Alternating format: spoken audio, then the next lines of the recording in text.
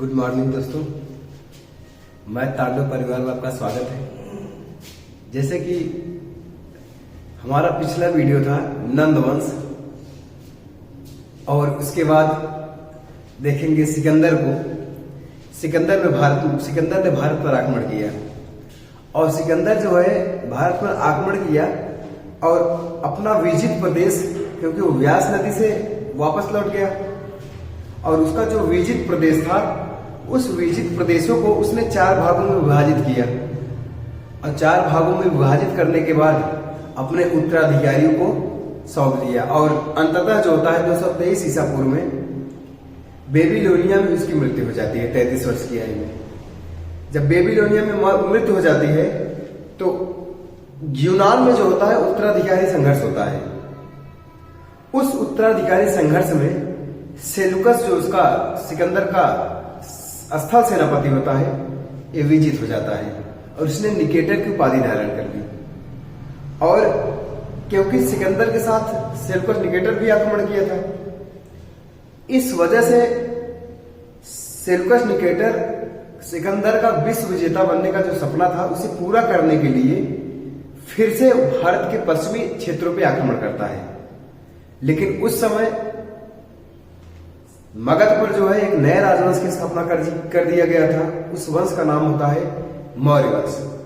जैसा कि आप लोग ने पढ़ा था कि सिकंदर के आक्रमण के समय मगध पर नंद वंश का शासन था, और उस नंद वंश का जो अंतिम शासक था घनानंद, यही सिकंदर का समकालीन माना जाता है। लेकिन सिकंदर के जाते ही चंद्रगुप्त मौर्य ने चाणक्य की सहायता से इस घनानंद का विनाश किया, और विनाश करने के बाद मगध पर एक नए राजवंश की स्थापना कर दिया, जिसे हम इतिहास में मौर्य वंश कहते हैं। तो दोस्तों, यही मौर्य वंश के बारे में हम आज अध्ययन करेंगे। लेकिन मौर्य वंश के बारे में जो सबसे ज्यादा इसमें तत्कालीन समय में जो प्रश्न बनने की स्थितियां बन रही है, वो मौर्य वंश जानकारी के स्रोत से बन रहे हैं। मौर्य वंश जानकारी के जो स्रोत हैं उनमें साहित्यिक स्रोत, पुरातात्विक स्रोत, दोनों स्रोतें मिले हैं। इसलिए प्राचीन भारत का पहला ऐतिहासिक समय माना जाता है, प्राचीन भारत का पहला ऐतिहासिक काल माना जाता है इस मौर्य वंश को। तो यहां से जो प्रश्न बनते हैं दोस्तों, यही आज कंफर्म करेंगे। साहित्यिक स्रोत में कौन कौन सी चीजें हैं, और पुरातात्विक स्रोतों में कौन कौन सी चीजें हैं। साहित्यिक स्रोत में हम कौटिल्य का अर्थशास्त्र पढ़ेंगे, और मेगास्थनीज का इंडिका पढ़ेंगे, और विशाख दत्त की पुस्तक मुद्रा राक्षस को पढ़ेंगे। और बहुत सारे साहित्यिक स्रोत हैं, जैन ग्रंथ भी है और बौद्ध ग्रंथ है। जैन ग्रंथ दिव्यावदान और पुराण देखेंगे, और महावंश और दीपवंश को भी देखेंगे। तो इस प्रकार से साहित्यिक स्रोतों में देखेंगे, और उसके साथ ही साथ हम पुरातात्विक स्रोत भी देखेंगे। और ये पुरातात्विक स्रोत जो हैं इसमें महत्वपूर्ण होते हैं, अभिलेख, मृदभांड होते हैं, और आपके बनते हैं सिक्के। यहां से बहुत ज्यादा प्रश्न बनते हैं दोस्तों, तो आइए हम इन्हीं से बात करेंगे। तो हम पढ़ते हैं मौर्य वंश।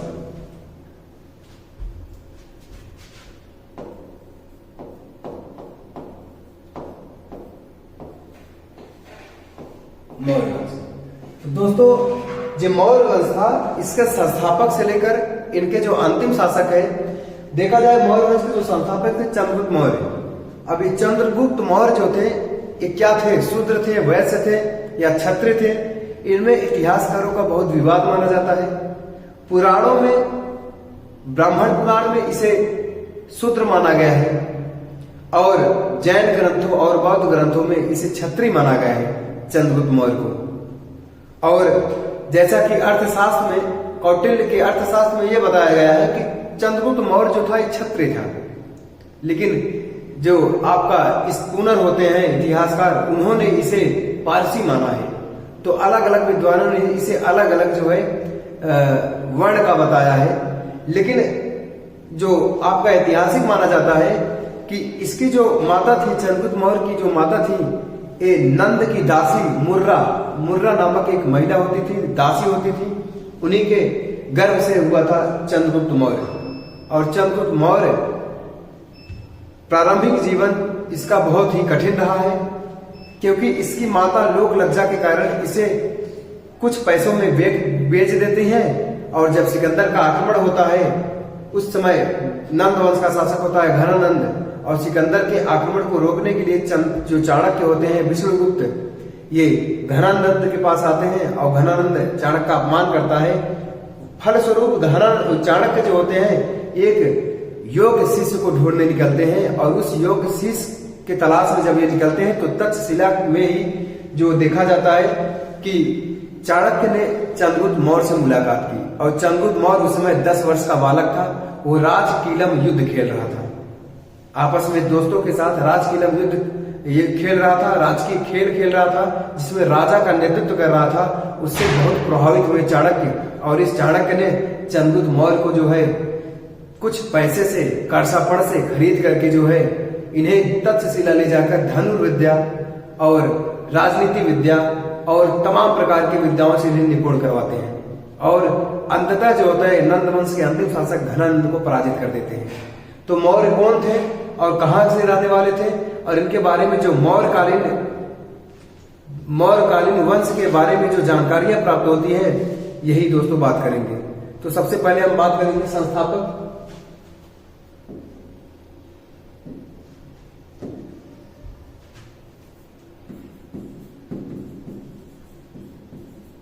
संस्थापक जो इसका है दोस्तों उसे चंद्रगुप्त मौर्य कहा गया है।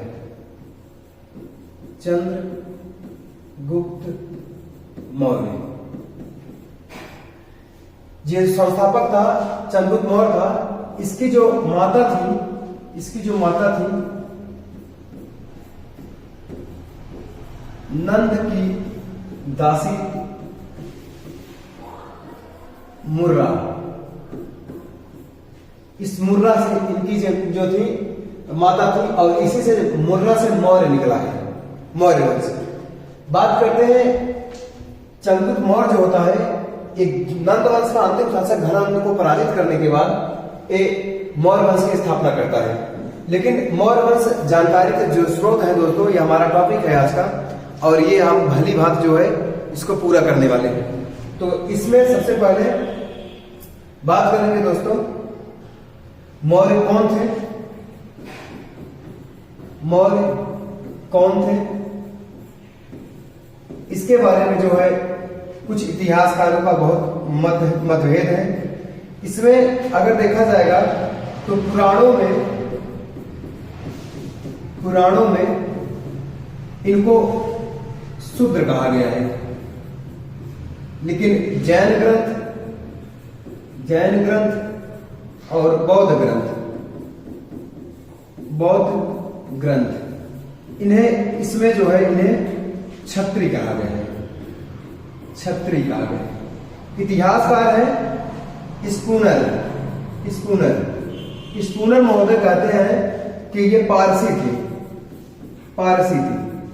तो दोस्तों इस प्रकार से मौर्य क्या थे, किस वर्ण के थे, इसमें बहुत सारा विवाद है। तो अब अगला जो हमारा टॉपिक है इसमें मौर्य वंश के बारे में जानकारी के जो स्रोत है और जो स्रोत है वो आपके सम्मुख है दोस्तों। मौर्य कालीन इतिहास के जानकारी के स्रोत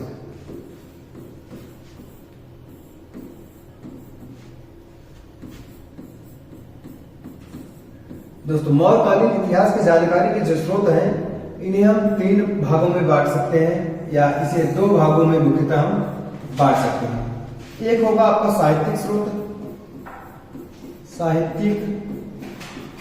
स्रोत और एक होगा पुरातात्विक स्रोत।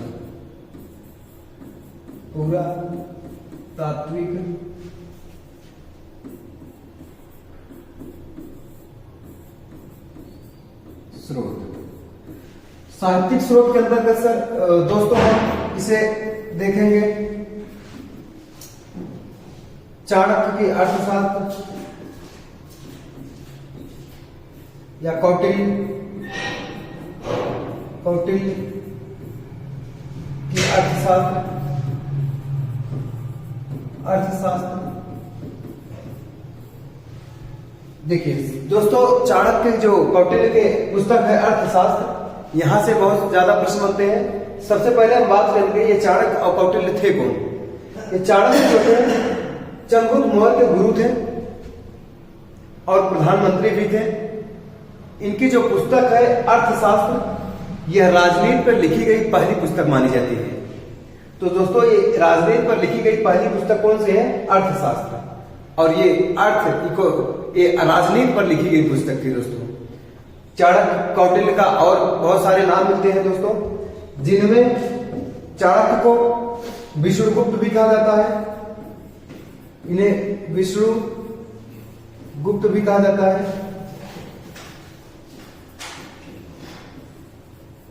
विष्णुगुप्त भी कहा जाता है। और इन्हें एक नाम और मिलता है पुराणों में, इन्हें अजय कहा गया है। और इन्हें भारत का माइकियावेली भी कहा जाता है, भारत का माइकियावेली भी कहा जाता है। जैसे कि इटली के एक दार्शनिक थे, राजनीतिज्ञ थे माइकियावेली, उनकी पुस्तक थी द प्रिंस। इन्हें भारत का माइकियावेली इसलिए कहा जाता है क्योंकि इन्होंने सबसे पहले राजनीति को नैतिकता से अलग किया, नैतिकता को राजनीति से अलग करने की प्रयास किया, इसलिए इन्हें भारत का माइकियावेली भी कहा जाता है दोस्तों। इनकी जो पुस्तक थी अर्थशास्त्र, ये राजनीति पर लिखी गई पहली पुस्तक मानी जाती है। तो दोस्तों याद रखिएगा, अर्थशास्त्र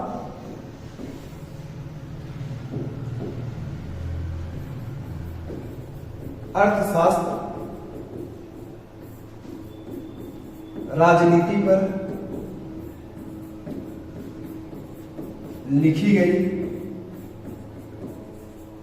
पहली पुस्तक मानी जाती है, पहली पुस्तक मानी जाती है।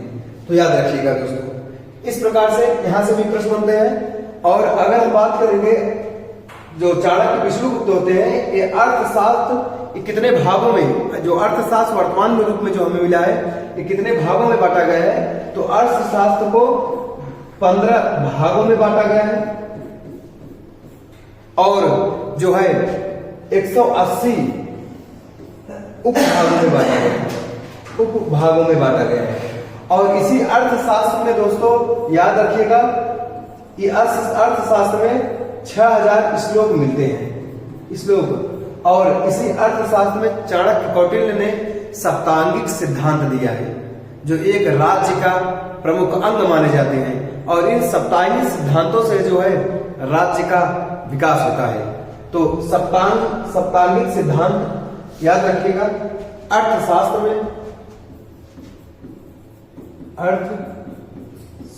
में कौटिल्य ने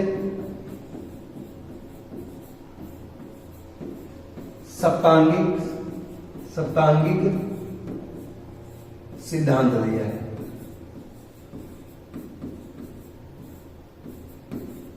और दोस्तों ये जो सिद्धांत है 7, इनकी संख्या 7 मानी जाती है। और यहां से भी प्रश्न बनता है, इसमें जो पहला है, इसमें था स्वामी। और स्वामी को राज्य का सिर कहा जाता था, सर कहा जाता था। और दूसरा था अमात्य जो था, ये दोस्तों ये राज्य का आंख माना जाता था। और जो ये था, क्या बोलते हैं, तीसरा जनपद, ये मिलता है जनपद। और इस जनपद को दोस्तों राज्य का जांघें माना जाता था, राज्य की जांघें याद रखिएगा, राज्य की जांघें। और चौथा था दोस्तों दुर्ग। इस दुर्ग को राज्य की भुजाएं मानी जाती थी, दुर्ग को राज्य की भुजाएं मानी जाती थी। और पांचवा था दोस्तों कोष। और इस कोष को राज्य का मुख माना जाता था। और छठवां था दोस्तों, इसमें दोस्तों छठवां जो है, इसमें मिलता है दंड। ये दंड मिलता है और इस दंड को राज्य का मस्तिष्क माना जाता था, मस्तिष्क माना जाता है। और सातवां है दोस्तों आपका, सातवां है मित्र। सातवां दोस्तों आपका है मित्र। मित्र। और इसे मित्र को दोस्तों राज्य का आंख माना जाता है, कान माना जाता है, इसमें कान माना जाता है। इस प्रकार से कौटिल्य ने अपनी पुस्तक अर्थशास्त्र में सप्तांगिक सिद्धांत दिए और यही आपके सप्तांगिक 7 सिद्धांत थे, जिन्हें एक राजा के बारे में, एक राज्य का जो विकास होता है इसके बारे में बताया गया है।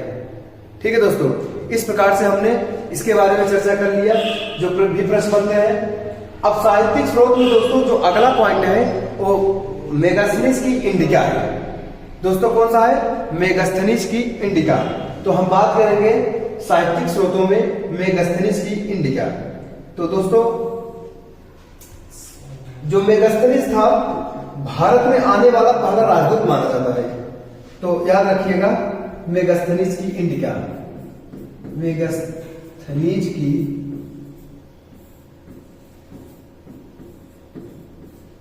इंडिका, मेगास्थनीज की पुस्तक है ये इंडिका।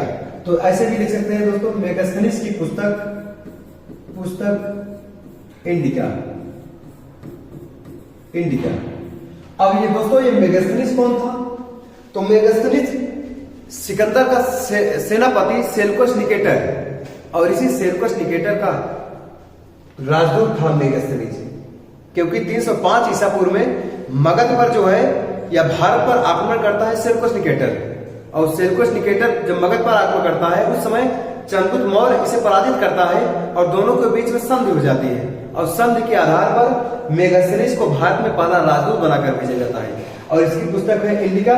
और इस इंडिका से दोस्तों तत्कालीन मौर्य वंश के समाज के बारे में जानकारी मिलती है। मेगास्थनीज अपनी पुस्तक में कहता है कि पोलीब्रोथा जो था, इसका इस पुस्तक में एक शब्द है पोलीब्रोथा। इस पोलीब्रोथा का शाब्दिक अर्थ होता है पाटलिपुत्र, पाटलिपुत्र। ठीक है, इसने पाटलिपुत्र का वर्णन किया अपनी पुस्तक में। इसने बताया पाटलिपुत्र में अकाल नहीं पड़ते हैं। इसने कहा पाटलिपुत्र में अकाल नहीं पड़ते हैं, अकाल नहीं पड़ते हैं।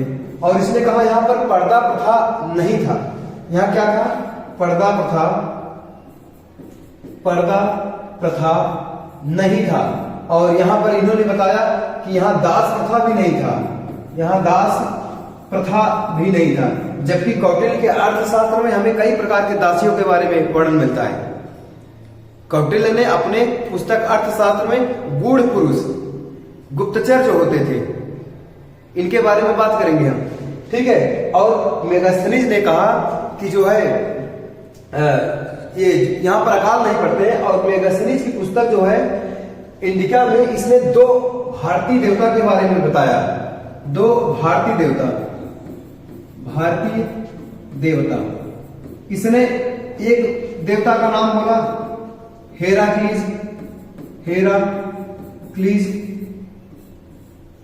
और एक देवता का बोला डायोनिसियस। और इस डायोनिसियस को शिव कहा जाता है। इसका वर्तमान जो मिलता है इसे शिव कहा जाता है। इस डायोनिस ये कहता है कि जो पोलीब्रोथा के लोग होते हैं या मध्य भारत के लोग होते हैं, ये 2 देवता की पूजा करते हैं। एक हेराक्लीज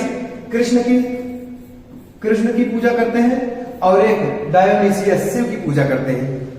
और मेगास्थनीज ने अपनी पुस्तक इंडिका में यह भी बताया, जब राजा अपने दरबार से बाहर निकलते थे तो इनके साथ अंगरक्षिकाएं होती थी, महिला रक्षिका अंगरक्षिकाएं होती थी, और इनके सर के आसपास कुशल तोते मड़ाते रहते थे, जो राजा करके इनके बातों को रखते थे।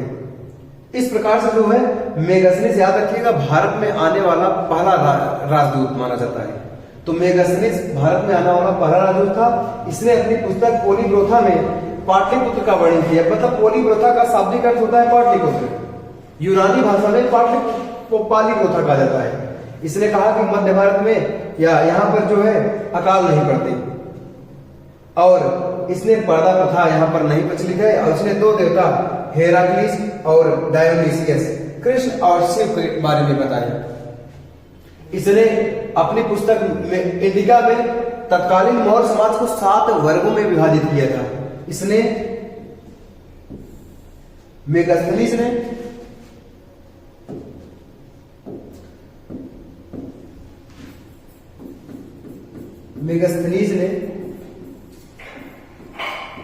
अपनी पुस्तक इंडिका में मौर्य समाज को 7 वर्गों में विभाजित किया था। 7 वर्गों में विभाजित किया था।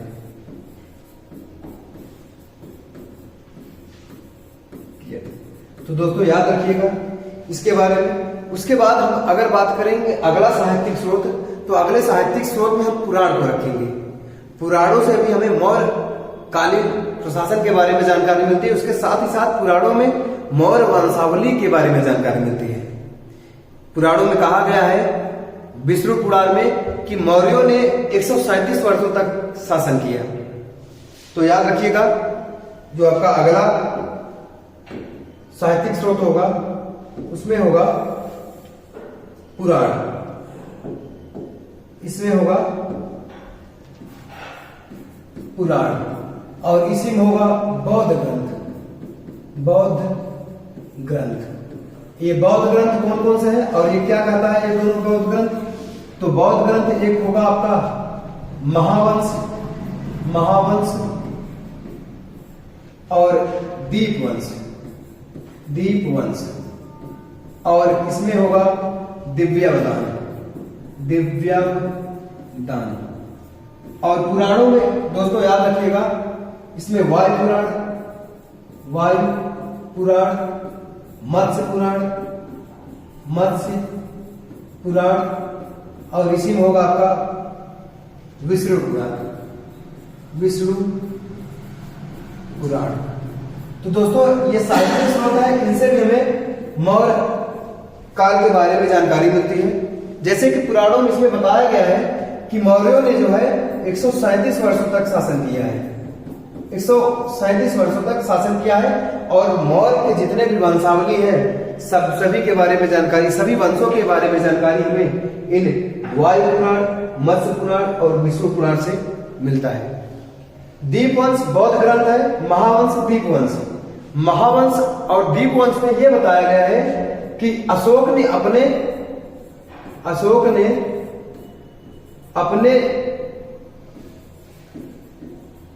99 भाइयों की हत्या करके ये राज सिंहासन को प्राप्त किया था। तो याद रखिएगा दोस्तों बौद्ध ग्रंथ महावंश और दीपवंश में यह बताया गया है कि अशोक ने अपने 99 भाइयों की हत्या करके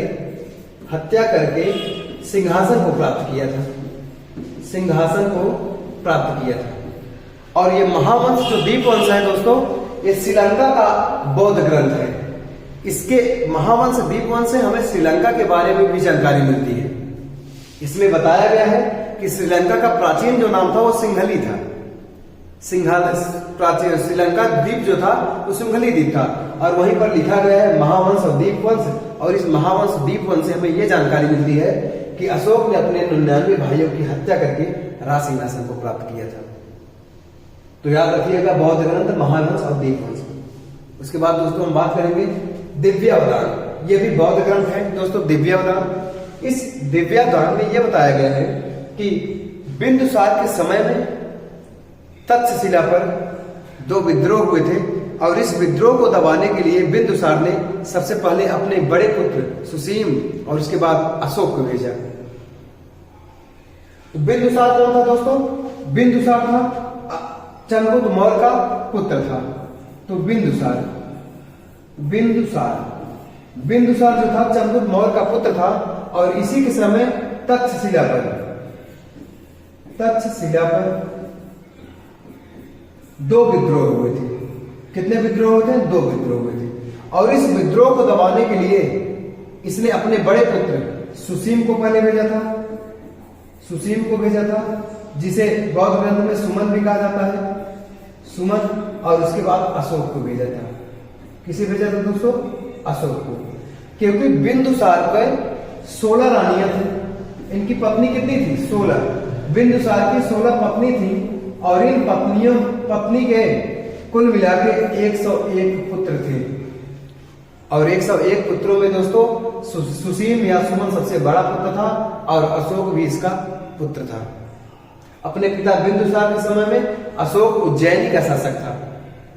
जब तक्षशिला में तो विद्रोह हुए, इस विद्रोह को दबाने के लिए सबसे पहले सुसीम को भेजा गया, लेकिन सुसीम यहां पर असफल हुआ। क्या हुआ? असफल हुआ और अशोक क्या हो गया? सफल हो गया। और ये सफल होगा तो इससे पूछा गया अशोक से, बताइए कैसे इस विद्रोह को आपने दबाया? अशोक ने कहा कि कुछ नहीं, उस पूरे बस्ती को आग लगा दिया, न कोई विद्रोही बचेगा न विद्रोह होगा। लेकिन कहीं कहीं ग्रंथों में यह बताया जाता है कि अशोक जब यहाँ पर पहुंचा निरीक्षण करते हुए, तो इसे पता चला कि ये जो विद्रोह हुए हैं ये अशोक के खिलाफ, युवराज के खिलाफ और इनके शासक के खिलाफ ये विद्रोह नहीं थे। जो इनके द्वारा प्रांतपाल जो नियुक्त किए गए थे मंत्री, उनके लिए ये विद्रोह था। क्योंकि उनके मंत्री जो थे तक्षशिला के जो जनता थे, किसान थे, इन्हें बहुत पीड़ित करते थे, बहुत ही इन्हें शोषण करते थे, ऐसा माना जाता है दोस्तों। और प्राचीन शुरुआती दौर पे हम देखें कि अशोक को जो है कालाशोक, चंडाशोक कहा जाता है। इनके बारे में पढ़ेंगे, अध्ययन करेंगे दोस्तों। तो इस प्रकार से हमने जो है साहित्यिक स्रोतों को देख लिया और अब इसी में एक और साहित्यिक स्रोत मिलता है दोस्तों आपका, उसका नाम मिलता है मुद्रा राक्षस। दोस्तों मुद्रा राक्षस जो है यहां से बहुत ज्यादा प्रश्न होता है। मुद्रा राक्षस से भी हमें मौर्य वंश के बारे में जानकारी मिलती है। और ये मुद्रा राक्षस पुस्तक किसकी है? तो याद रखिएगा विशाख दत्त की। अगला जो साहित्यिक स्रोत है ये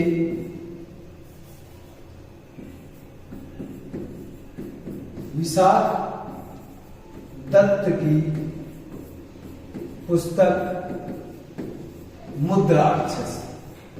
मुद्रा राक्षस।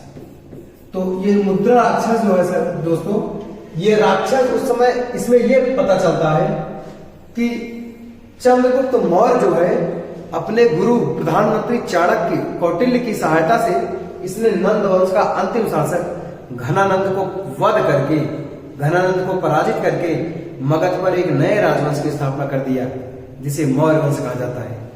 तो चंद्रगुप्त मौर्य ही जो है, चंद्रगुप्त मौर्य जो है नंद वंश के अंतिम शासक घनानंद को पराजित किया था, उसके बाद मौर्य वंश की स्थापना किया था। इस बारे में जानकारी हमें विशाख दत्त की पुस्तक मुद्रा राक्षस से मिलती है। लेकिन याद रखिएगा दोस्तों, ये विशाख दत्त जो थे ये मौर्यों के समकालीन नहीं थे। ये पुस्तक गुप्त काल में लिखी गई थी। तो गुप्त काल के दौरान लिखी गई पुस्तक विशाख दत्त की मुद्रा राक्षस।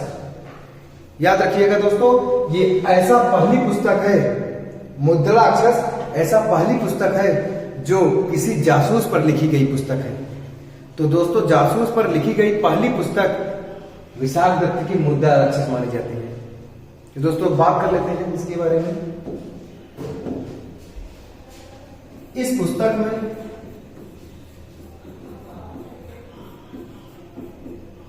चंद्रगुप्त मौर्य ने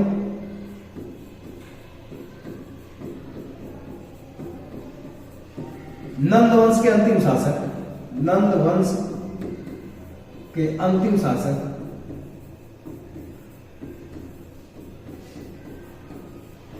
घनानंद का वध करके, घनानंद का वध करके चंद्रगुप्त मौर्य ने, चंद्रगुप्त मौर्य ने मौर्य वंश की स्थापना की, मौर्य वंश की स्थापना की। और किसके सहायता से? तो याद रखिएगा चाणक्य, चाणक्य की सहायता से, सहायता से, चाणक्य की सहायता से। और दोस्तों यह पुस्तक दोस्तों याद रखिएगा, यह पुस्तक गुप्त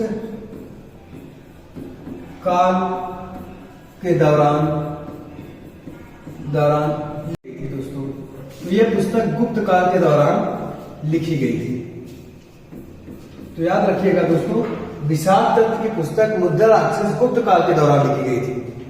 और दोस्तों याद रखिएगा, यह पुस्तक जो है दोस्तों जासूस पर लिखी गई पहली पुस्तक, जासूसी पर लिखी गई पहली पुस्तक मानी जाती है। तो यह पुस्तक जासूसी पर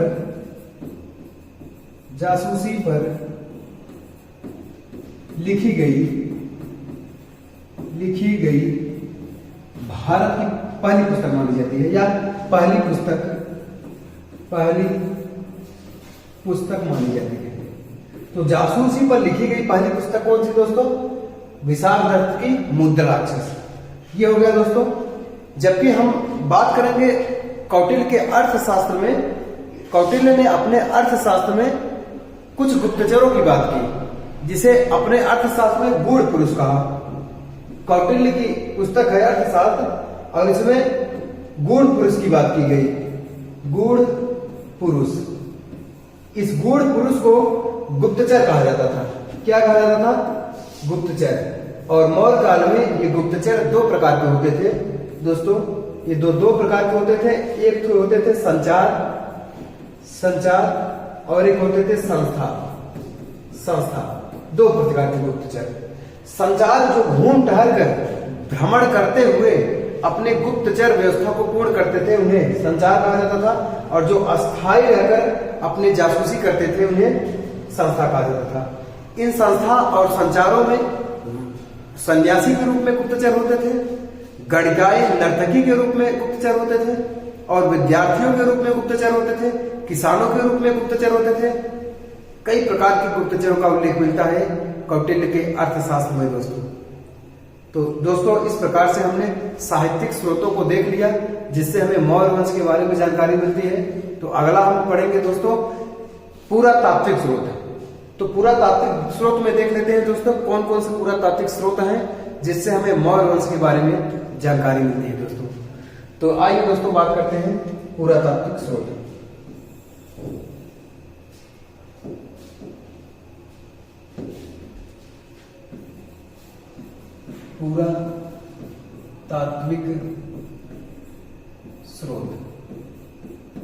पुरातात्विक स्रोत में दोस्तों इसमें मृदभांड आते हैं, अभिलेख आते हैं और कुछ सिक्काएं आती हैं। तो इसमें याद रखिएगा दोस्तों, इसमें हम देखेंगे अभिलेख। सबसे पहले देखेंगे अभिलेख देखेंगे, और देखेंगे हम दोस्तों मृदभांड,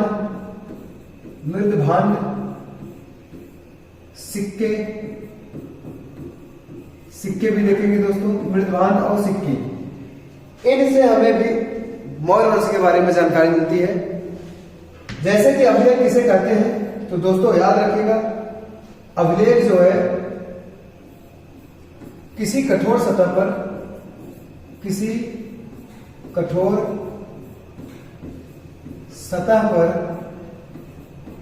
उत्कीर्ण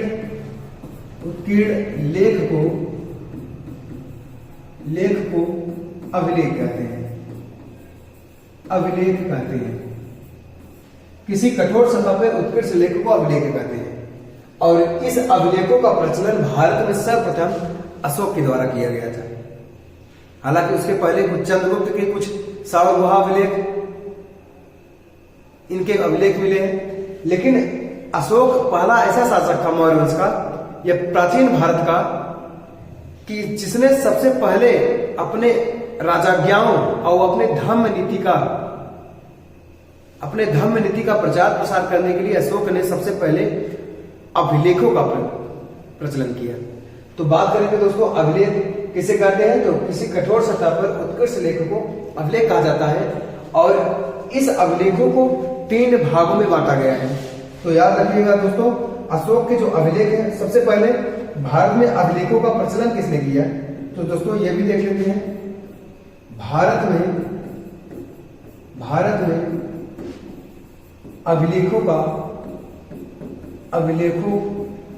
का प्रचलन अशोक ने किया। सम्राट अशोक ने किया। अब अभिलेखों का अध्ययन दोस्तों एपिग्राफी कहलाता है। अभिलेखों का अध्ययन एपिग्राफी कहलाता है दोस्तों। और अभी इसके बारे में बात करेंगे हम। लेकिन दोस्तों अशोक के जो अभिलेख थे ये कितने प्रकार के थे, यहां से प्रश्न बनता है दोस्तों। इनके जो अभिलेख थे, अशोक के जो अभिलेख थे दोस्तों, अभिलेख जो थे दोस्तों ये 3 प्रकार के मिलते हैं। कितने प्रकार के मिलते हैं दोस्तों? 3 प्रकार के मिलते हैं। एक मिलेगा दोस्तों आपका शिलालेख,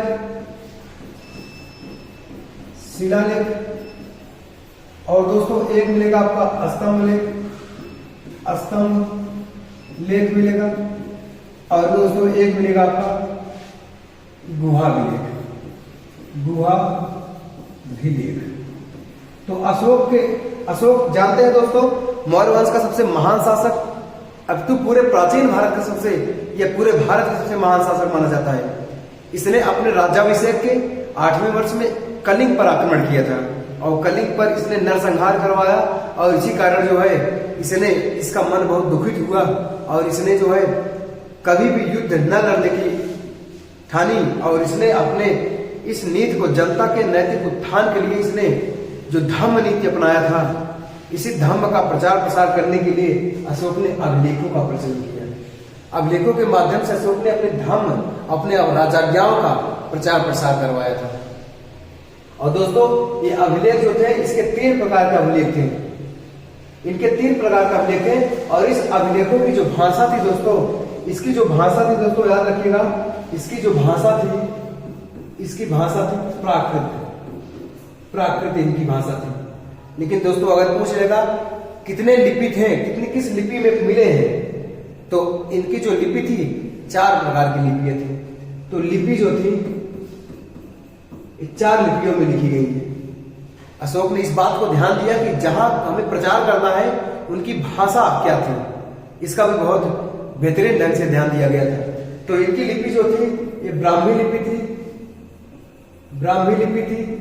खरोष्टी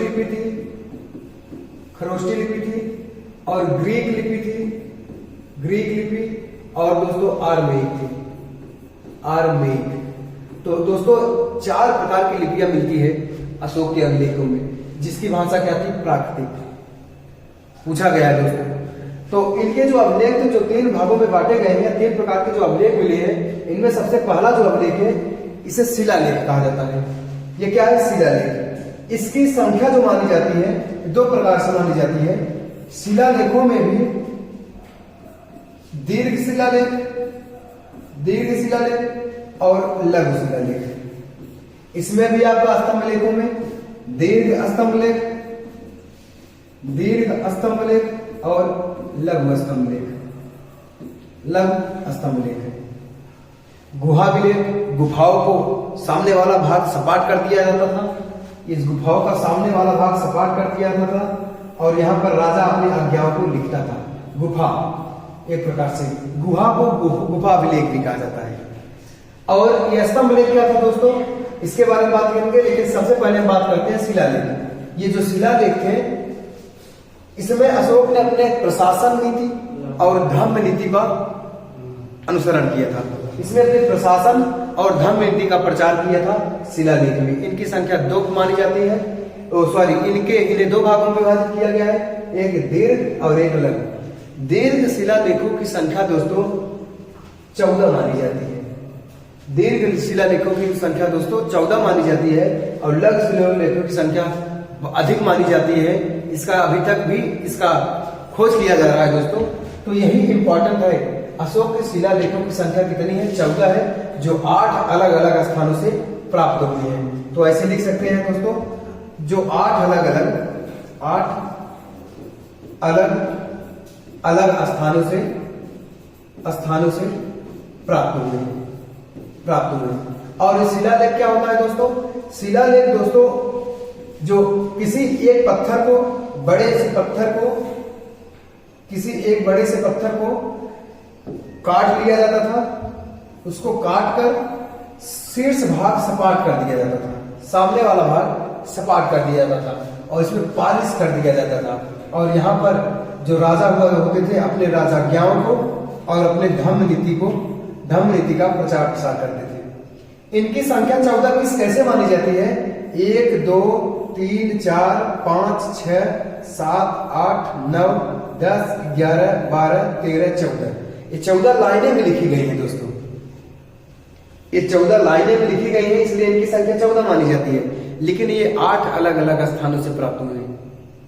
शहबाजगढ़ी, मानसेहरा, कालसी, धौली, एरायगुड्डी, सुपाड़ा, जौगढ़ और गिरनार।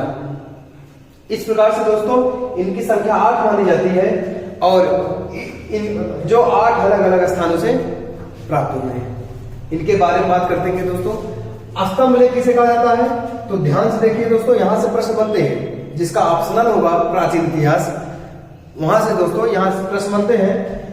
स्तंभ लोग एक पिलर होता था, पत्थर का एक ही भाग होता था, ये पत्थर का एक ही भाग हुआ करता था और इस पत्थर को जो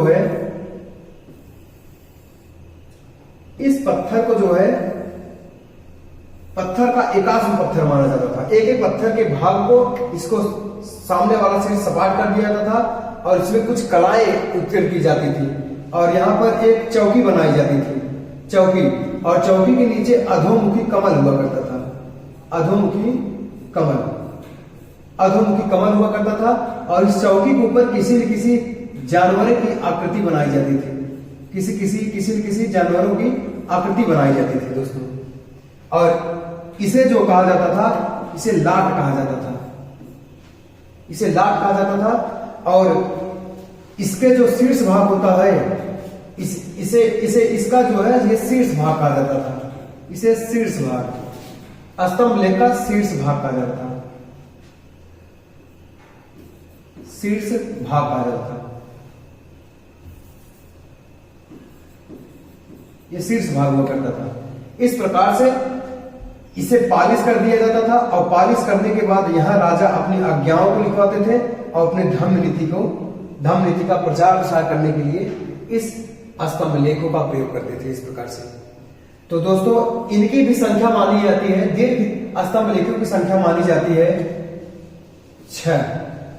दीर्घ स्तंभ लेखों की संख्या मानी जाती है 6 और लघु स्तंभ लेखों की संख्या मानी जाती है 5। अब कौन कौन से हैं दोस्तों? सबसे पहले हम बात करेंगे दीर्घ शिलालेखों की संख्या। इस दीर्घ शिलालेखों की संख्या 14 है। इसमें सबसे ज्यादा जो प्रश्न बनते हैं दोस्तों, आगे चल के देखेंगे हम। जो 13वां शिलालेख है दोस्तों, इस शिलालेख में हमें कलिंग युद्ध का वर्णन मिलता है कि अशोक ने कलिंग की राजधानी तोसली पर आक्रमण किया था और यहाँ पर नरसंहार किया था। इसके बारे में जानकारी मिलता है 13वां शिलालेख। तो कलिंग विजय की जानकारी देने वाला शिलालेख 13वां शिलालेख। तो बात करते हैं जो 14 शिलालेख है और ये 8 अलग अलग स्थानों से प्राप्त हुए हैं। तो दोस्तों इनके बारे में बात करते हैं। तो इसका जो पहला है दोस्तों शिलालेख,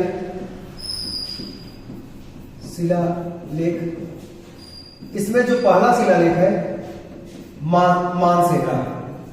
मानसेहरा और दूसरा जो है दोस्तों शहबाजगढ़ी और तीसरा है दोस्तों कालसी, चौथा है जौगढ़ और पांचवा है दोस्तों धौली और छठवा है दोस्तों एरायगुड्डी और सातवां है दोस्तों सुपारा और आठवां है दोस्तों आपका दोस्तों जीनागढ़ या गिरनार। आठवां दोस्तों जूनागढ़ या गिरनार। और ये दोस्तों जो 8वां जूनागढ़ गिरनार है, इसमें कई शासकों के बारे में जानकारी मिलती है। इसमें बताया गया है दोस्तों कि इसमें चंद्रगुप्त मौर्य जो होता है अपने प्रांतपाल पुष्यगुप्त वैश्य को आदेश देकर यहां पर सुदर्शन झील का निर्माण करवाया था। इसका प्रांतपाल था सौराष्ट्र का, गुजरात में। कौन? पुष्यगुप्त वैश्य। इस पुष्यगुप्त वैश्य को आदेश देकर यहां पर इसने सुदर्शन झील का निर्माण करवाया था। सुदर्शन झील का निर्माण करवाया था। इसके बारे में जानकारी मिलती है। पहला तो चंद्रगुप्त मौर्य का अभिलेख भी माना जाता है, और दूसरा जो है अशोक का भी उल्लेख मिलता है। अशोक का उल्लेख, अशोक ने इस सुदर्शन झील से नहरों का निर्माण करवाया था। नहरों का निर्माण करवाया था। और इस नहरों का निर्माण किसके आदेश पर किया था? किसको करवाया था? तो इसका प्रांतपाल था तुषास्त्र। तुषास्त्र को आदेश देकर इसने इस सुदर्शन झील से नहरों का निर्माण करवाया था। और दोस्तों एक शासक और इसी में उल्लेख मिलता है, एक शासक की, उसका नाम होता है रुद्रदामन। कौन होता है? रुद्रदामन। और इस रुद्रदामन का अभिलेख ही जूनागढ़ अभिलेख माना जाता है। रुद्रदामन जो था एक शक राजा था। मरणोत्तर काल में विदेशी आक्रमण भी हुए हैं, हिंदू, यूनानी, शक, पल्लव और कुषाण। तो इसमें जो रुद्रदामन था, शक राजा था, इसने अपने व्यक्तिगत आय से दोस्तों, इसने अपने व्यक्तिगत आय से इस सुदर्शन झील का पुनरुद्धार करवाया था, मरम्मत करवाया था। और इसी में सबसे पहले हमें स्वयंवर के बारे में जानकारी मिलती है। स्वयंवर के बारे में जानकारी मिलती है। स्वयंवर, वर मतलब दूल्हा और वधु मतलब दुल्हन। तो स्वयंवर, दुल्हन, स्वयंवर का पहला उल्लेख देने वाला कौन सा उल्लेख है? रुद्रदामन का जूनागढ़ उल्लेख। और इसी में दोस्तों एक और शासक के बारे में जानकारी मिलती है, अस्कंदगुप्त के बारे में भी जानकारी मिलती है, जो गुप्त शासक होता है। तो इस प्रकार से, लेकिन दोस्तों जो हमारा मुख्य जो टॉपिक है दोस्तों, यहां अगर हम बात करेंगे तो शिलालेखों की संख्या 14 मानी जाती है, और ये शिलालेख अलग अलग भाषा में भी प्राप्त हुए हैं। तो याद रखिएगा, ये इसकी जो भाषा थी, मानसेहरा और शाहबाजगढ़ की जो भाषा थी, ये खरोष्टी लिपि में, ये लिपि जो थी इसकी खरोष्टी लिपि में थी। खरोष्टी लिपि में मानी जाती थी। और यह मिला है पाकिस्तान में, पाकिस्तान से प्राप्त हुआ है। तो पाकिस्तान में खरोष्टी लिपि में, खरोष्टी लिपि दाएं से बाएं और लिखी जाती है दोस्तों। तो खरोष्टी लिपि में मिला है मानसेहरा, शाहबाजगढ़ी, और ये जो अब शिलालेख है ये कहां से मिले हैं? पाकिस्तान से मिले हैं। उसके बाद जितने भी भारत में जितने भी हैं दोस्तों, कालसी जो है आपका, ये उत्तराखंड से मिला है, ये उत्तराखंड से मिला है। और दोस्तों जौगढ़ जो है ये उड़ीसा से मिला है। धौली भी दोस्तों उड़ीसा से मिला है। और एरायगुड्डी दोस्तों आंध्र प्रदेश से मिला है, आंध्र प्रदेश से मिला है। कहीं कहीं मिलता है कुर्नूल जिला, ठीक है। और ये सुपारा जो दोस्तों मिलता है, सुपारा जो मिलता है दोस्तों, ये महाराष्ट्र से मिलता है। कहां से? महाराष्ट्र से मिलता है दोस्तों। इस प्रकार से अशोक के शिलालेखों की संख्या 14 मानी जाती है, जो अलग अलग स्थानों से प्राप्त होती है। और हम इसके बाद हम दोस्तों हम बात करेंगे, एक चीज और है दोस्तों, जो एरायगुड्डी है, इसकी जो भाषा मानी जाती है, एरायगुड्डी, इसकी जो भाषा मानी जाती है दोस्तों, तो याद रखिएगा, इसकी जो भाषा थी ये थी ब्रुष्टोफेदन लिपि, ब्रुष्टोफेदन लिपि या हलावर्ता लिपि, हलावर्ता लिपि। ये भाषा जो थी एरायगुड्डी अभिलेख की भाषा क्या थी? ब्रुष्टोफेदन या हलावर्ता लिपि। बाकी जितने भी भारत में अभिलेख या शिलालेख मिले हैं, इनकी भाषा क्या थी? ब्राह्मी थी। तो याद रखिएगा। और बाकी सभी की भाषा क्या थी? और लिपि क्या थी? सॉरी, ब्राह्मी थी। तो इस प्रकार से हमने शिलालेखों की बात कर ली। अब हम बात करेंगे अशोक के स्तंभ लेख। और यहां से दोस्तों बहुत ज्यादा प्रश्न बनते हैं अशोक के स्तंभ लेखों से, क्योंकि अशोक के स्तंभ लेख को प्राप्त करने वाला जो पहला राजा था वो दिल्ली सल्तनत का तुगलक वंश का फिरोज शाह तुगलक था। और अशोक के अभिलेखों की खोज जो सर्वप्रथम किया गया था टी पैंथलर के द्वारा 1750 में किया गया था। और उस अभिलेख का नाम मिलता है दिल्ली मेरठ। जबकि सबसे पहले जो पढ़ा गया था अशोक के अभिलेख वो दिल्ली टोपरा था। जो हरियाणा के अंबाला जिले से प्राप्त हुआ है। तो याद रखिएगा दोस्तों, हम बात करेंगे स्तंभ लेख। अशोक के जो ये स्तंभ लेख है दोस्तों, इसके बारे में बात करेंगे। अशोक के दीर्घ स्तंभ लेखों की संख्या दोस्तों कितनी है? 6 है। 6 है। वो कौन कौन से है दोस्तों? तो यहां से प्रश्न बनता है दोस्तों, पहला, दूसरा, तीसरा, चौथा, पांचवा और छठवां। इसमें जो पहला था दोस्तों, दिल्ली मेरठ, दिल्ली मेरठ। दूसरा दोस्तों, दिल्ली टोपरा, टोपरा। और चौथा है, तीसरा है दोस्तों, दूसरा दिल्ली मेरठ, पहला दिल्ली मेरठ, दूसरा दिल्ली टोपरा, तीसरा जो है दोस्तों ये लौरिया, लौरिया नंदनगढ़, नंदनगढ़। और दोस्तों चौथा जो है लौरिया, लौरिया अरेराज, अरेराज। और दोस्तों पांचवा जो है दोस्तों ये है रामपुरवा, रामपुरवा। और दोस्तों छठवां जो है प्रयाग कौशाम्बी, कौशाम्बी। सबसे ज्यादा जो दोस्तों प्रश्न बनता है दिल्ली मेरठ, दिल्ली टोपरा और प्रयाग कौशाम्बी से। क्या प्रश्न बनता है दोस्तों? आइए हम इसके बारे में देखते हैं। प्रश्न ये बनता है कि देखिए, जो दिल्ली मेरठ है इसे अशोक ने मेरठ में लगवाया था। कहां लगवाया था? मेरठ में। ये पूर्व की स्थिति दर्शा रहा है, लेकिन ये वर्तमान की स्थिति दर्शा रहा है। मेरठ पहले था, लेकिन फिरोज शाह तुगलक के द्वारा दिल्ली में लाया गया। और पहले टोपरा अंबाला में, ये अंबाला है, अंबाला में, अंबाला में था, लेकिन वर्तमान में फिरोज शाह तुगलक के द्वारा दिल्ली में लगवाया गया है। और ये पूर्व स्थिति में है, वर्तमान वही है। यहां से अगर बात करेंगे कौशाम्बी अभिलेख, प्रयाग कौशाम्बी अभिलेख, पहले कौशाम्बी में था, जो इलाहाबाद से कुछ किलोमीटर दूरी पर है, कौशाम्बी में था। और इसे अकबर के द्वारा प्रयागराज में लाया गया, और प्रयाग के जो इलाहाबाद का जो किला है उसी में रखा गया है दोस्तों।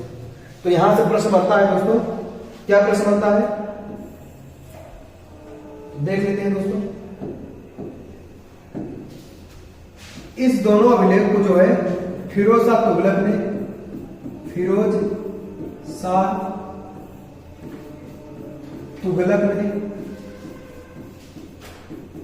दिल्ली लगवाया, दिल्ली लगवाया। याद रखिएगा, पहले मेरठ में था, दिल्ली लगवाया कौन? फिरोज शाह तुगलक। और ये वाला जो है दोस्तों अकबर के द्वारा, अकबर के द्वारा प्रयाग के या इलाहाबाद के, इलाहाबाद के किले में लगवाया गया, लगवाया गया। इस प्रकार से दोस्तों हमने देख लिया। और एक चीज और छूट रहा है दोस्तों, इसको भी कंफर्म करते जाते हैं। अशोक के अभिलेखों को पढ़ने का, अशोक के अभिलेखों की खोज सबसे पहले जो खोज करता है वो करता है टी पैंथलर। तो दोस्तों याद रखिएगा, अशोक के अभिलेखों की खोज सर्वप्रथम, अशोक के अभिलेखों की खोज सर्वप्रथम किया है, सर्वप्रथम किया है टी पैंथलर। कौन किया है? टी पैंथलर ने किया है। ये जो खोज किया है ये दिल्ली मेरठ वाला, दिल्ली मेरठ वाला है। दिल्ली मेरठ अभिलेख की खोज किया था, और ये किया था 1750 में दोस्तों, 1750 में इसकी खोज किया था। और अशोक के जिस अभिलेख को सबसे पहले पढ़ा गया था उसका नाम है दिल्ली टोपरा, टोपरा। तो सबसे पहले पढ़ा जाने वाला अभिलेख कौन सा है? दिल्ली टोपरा। और सबसे पहले खोज होने वाला दिल्ली मेरठ। दिल्ली टोपरा को पढ़ा कौन सा था? किसने पढ़ा था? तो जेम्स प्रीसेम जेम्स प्रीसेम ने पढ़ा था, 1837 में पढ़ा था। तो दोस्तों इस प्रकार से हमने देख लिया कि मौर्य वंश के बारे में जो जानकारी मिलती है, साहित्यिक स्रोत और पुरातात्विक स्रोत, तो दोस्तों पूरा प्रयास किया गया है कि साहित्यिक स्रोत और पुरातात्विक स्रोत से जो भी प्रश्न बनते हैं, चाहे आपको किसी एग्जाम में हो, चाहे किसी स्टेट पीसीएस की हो, चाहे आरओ हो, चाहे यूपीएससी प्रारंभिक परीक्षा से अगर आपके ऑप्शनल में इतिहास है तो यहाँ से दोस्तों प्रश्न बनता है। तो दोस्तों आप लोगों को सहयोग से जो है हम प्रतिदिन एक वीडियो आपका जो है आप लोगों को अध्ययन के लिए प्राचीन इतिहास के बारे में अध्ययन करते जा रहे हैं। तो दोस्तों अगर आप लोगों को अच्छा लगा हो तो हमारे चैनल मैथ तांडव को जरूर सब्सक्राइब करिएगा और हमारे और इस प्रकाश अकेडमी के सभी जो है मेंबर्स को आप लोगों का सहयोग चाहिए दोस्तों। तो सभी की तरफ से हम धन्यवाद बोलते हैं सर।